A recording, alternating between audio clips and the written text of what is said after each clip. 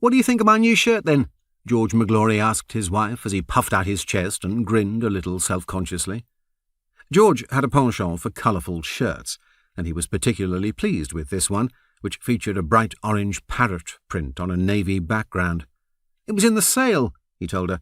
"I've had my eye on it for ages, and it was such a bargain that I couldn't resist it." George's wife, Audrey, said nothing, which was hardly surprising, given that she'd been dead for almost 2 years.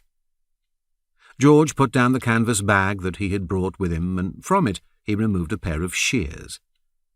He trimmed the long grass around Audrey's headstone, which the groundsmen on their ride on mowers weren't able to reach.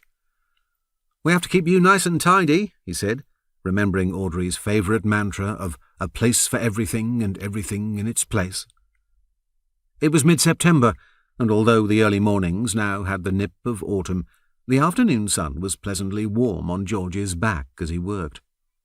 "I've got a nice piece of haddock for me tea from Tesco," he said, as he took the wilted dahlias from the metal vase on Audrey's grave and tipped the putrid water onto the grass. "I thought I'd have it with some new potatoes and a few green beans from the garden."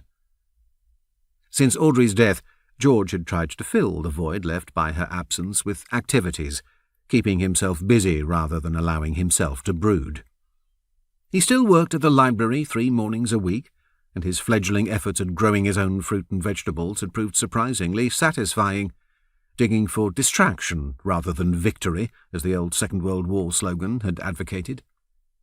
George gathered the grass clippings and stood up, slowly unfolding his stiff back, which creaked in protest.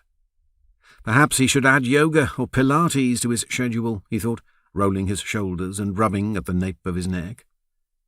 He took a cloth from his bag and wiped the dust and dirt from the marble headstone. As he rubbed at a particularly stubborn spot of bird muck, he heard the soft purr of an engine and looked up to see a gleaming hearse arriving at the entrance to the crematorium. It contained a plain coffin, unadorned by even a single flower. The undertakers slid the coffin from the car and hoisted it onto their shoulders. Waiting for them was a sturdy-looking woman in her 50s, dressed in a charcoal suit and sensible shoes. She checked her watch as she followed them inside, as though she had somewhere else to be. George stood and watched as the door swung slowly shut behind them.